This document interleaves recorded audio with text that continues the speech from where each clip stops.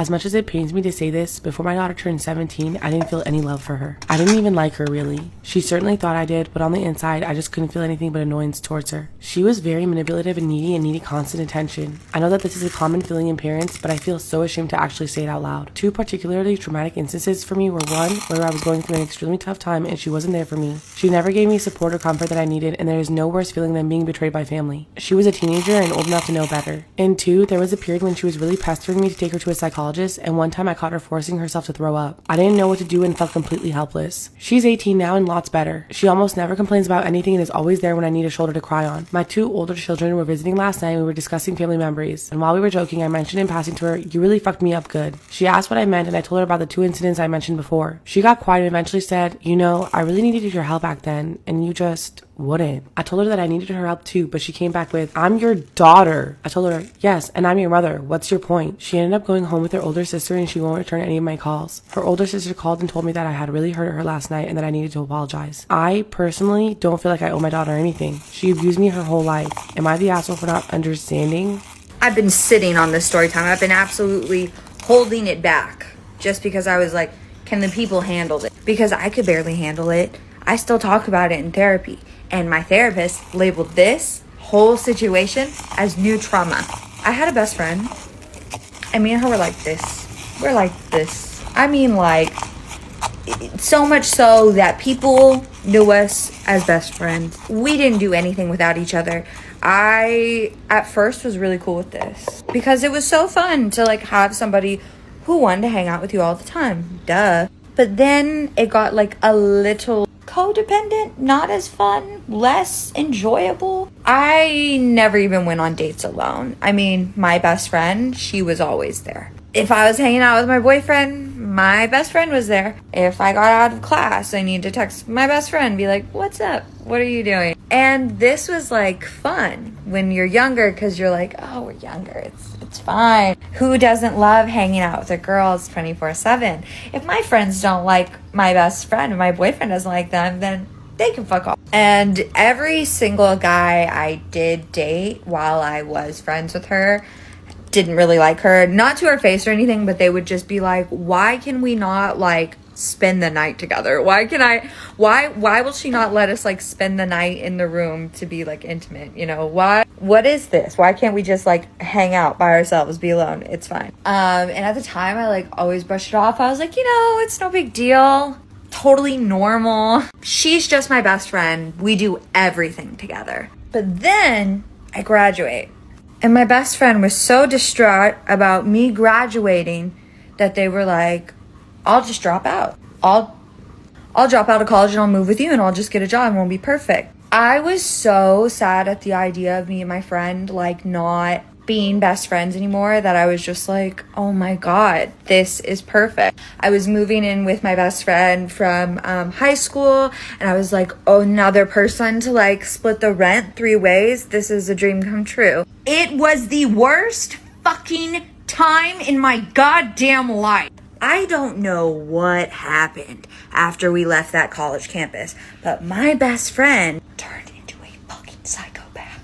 I think a lot of the issues probably stem from the fact that we were moving in with my best friend that I had been best friends with since I was like 13, and I think that kind of intimidated her. She was like super keen on making us like the 3 Musketeers now, and I was just like, I mean, it's not that big of a deal. So basically all of her behaviors and how much she leaned on me, was codependent on me, transferred over to my other longtime friend as well. And she did not take this as lightly. We're all 3 living together. And to make this easier, because I've been saying both best friend, the girl from college, let's call her Raylan. And the girl from high school, my best friend who had been the longer one that I was moving back in with, let's call her Jackie. So the more that Raylan was like around me and Jackie started to point out, she was like, so I see you guys are super inseparable. You guys had such a fun time in college, but like, she's kind of like mean to you. And I was like, what are you talking about, Jackie? Raylan's my best friend. That's why she moved in with us. What could you possibly what are you talking about? And Jackie pointed out to me, she was like, do you not notice that she like insults you and argues with you like all the time. And I was like, what? Oh, I mean, are you talking about when she talks about like what would I do if I was as skinny as her? I think she's just being Raylan. And she tried to make me see it. She literally tried to, and she was being so sweet. She wasn't saying like, let's not be friends with her, X, Y, and Z. She was just like, you guys like fight a lot. Like, she's just always arguing with you, and she's kind of mean to you. And I had pushed it off. And then basically we are living longer in the apartment. And things kind of start getting a little harder. By that, I mean, Raylan has given up the idea of paying rent. And me and Jackie were paying most of the rent. And having to do things to pay the rent that I wouldn't even tell my fucking therapist. Okay? Things that scarred me. Just so I could have money to not get evicted. And it was getting to a point where Raylan had owed me a lot of money. I'm not gonna fucking lie to you. Over $1,000, $2,000, $3,000, maybe even fucking $5,000. That is how much money, because every single time we did something, if Raylan didn't have the money, Raylan was completely okay with asking us to pay for her. And this wouldn't have been bad if it didn't breach into like just thousands of dollars end up being owed to us. And then on top of that, we're paying for the water, the electricity, the rent, the dog food. We're doing so much. And I think I was so used to Raylan owing me money that it didn't bother me as much. But once Raylan started owing Jackie money, Jackie rightfully got pissed. She had not known this girl for God knows how long. And now she's already like racking up a check with her. And then one time, oh my God, this Jerry Springer shit. We are in the fucking room. Jackie had came to me earlier and she's like, look, I'm having to work multiple jobs. And like, I have no savings. I've never been in such a financial stressful position until now. I think we need to talk to Raylan. Wouldn't really have to wait, because Raylan was listening to us outside the door. This is the story of the time I did makeup on a model, and she was one of the worst clients I ever had. Before I get into the story time, I just want to introduce y'all to my friend Hallie. I'm going to be doing makeup on her face today instead of mine, and we're going to be doing a purple e-girl inspired look. Okay, now let's get back to the story. This model was actually a close friend of mine a couple of years ago, and she had reached out to me as a local makeup artist to have me do her makeup for a special event. The model in question here was one of those girls who didn't really wear any makeup unless it was for a photo shoot or a very special occasion.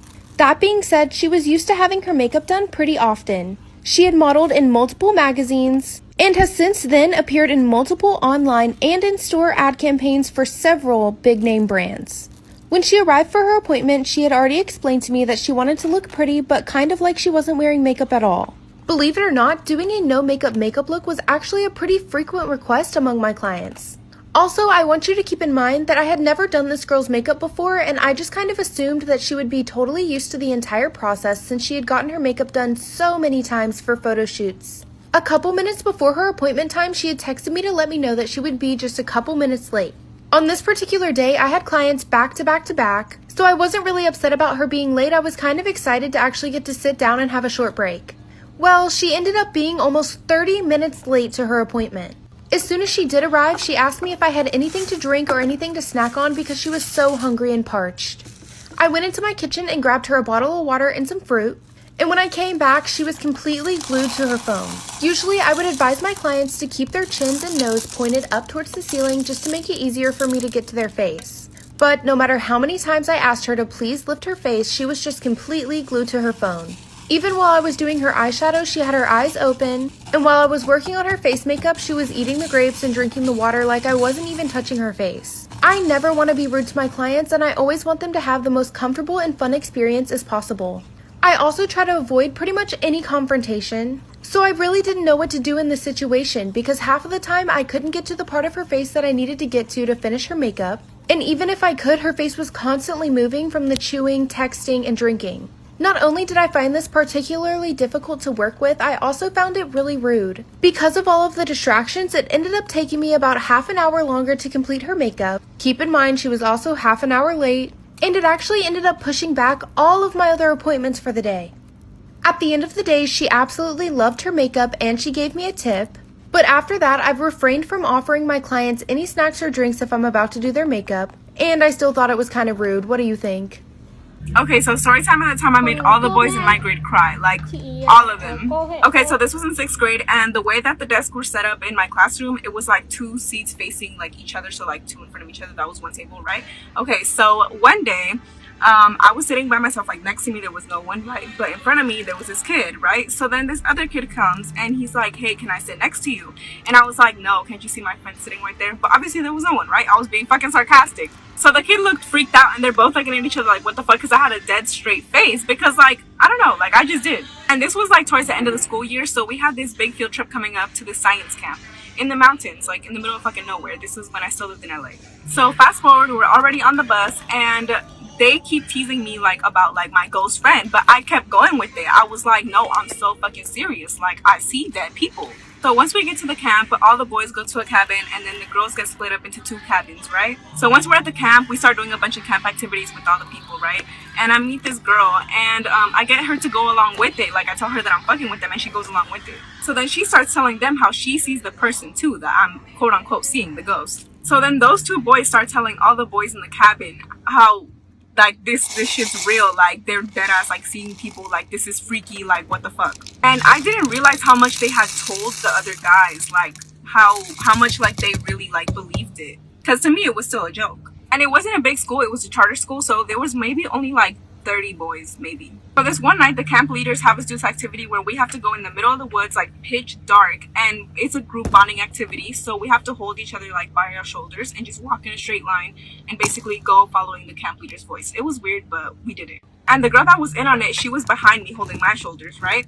So we start saying like, oh my god, like whispering like, oh my god, do you see those people too? Like, do you see this? Do you see that? Like literally freaking them out, and everybody was like listening. So then I didn't realize that everybody was like starting to for real get scared. So we get to a point in the activity where we have to walk, like it was maybe like 20 feet, like by ourselves. So like there was a line and then like one person had to go at a time and then meet the other person like 20 feet away. And this was like in the middle of the woods, in the middle of the dark. Like I'm talking like you couldn't even see your hand in front of you. So it's my turn to walk and I walk normal like the 20 feet until I feel like my friend, and then I stop, right? And then it's one of the boys' turn, and when he gets to us, he's dead ass crying, like bawling his eyes out, like, oh my god, I felt something grab my arm, I felt something grab my arm. Like they're all freaking out at this point. Literally, like I didn't realize that pretty much everyone was crying, like all the boys. But because there was so many people crying, the camp leaders had to turn on their flashlights and we all had to walk back to the cabins, right? Camp leaders didn't know anything, so the boys ended up snitching on us. And then the camp leaders asked us if we were for real, and I was scared to get in trouble, so I said yes, like I'm so serious. So they ended up splitting me and the girl up, and that night they read us Bible verses.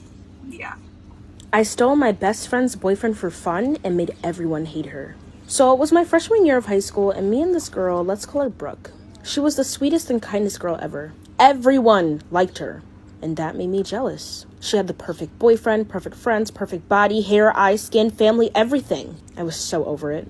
So I met this one girl named Ivy. We talked about how much she thought she was all that, and I got the idea. Why not change her life around and I could take her place? So me and Ivy decided to get makeovers and work out for the perfect body. We dyed our hair to what suited us best and went shopping for the newest clothes. The next day at school, all attention was on us. Everyone wanted to be our friend, and we looked good. I walked up to Brooke and said hi, and she looked in shock and said hi. She said we both looked great and she was happy for us. I knew she was jealous. I then said hi to her boyfriend and touched his shoulder and said hi. He then said hi and I winked at him. Brooke didn't say anything though, she was too nice for that. So I invited the whole school to a last minute party, and that's when I got my plan. You will not believe what happens next.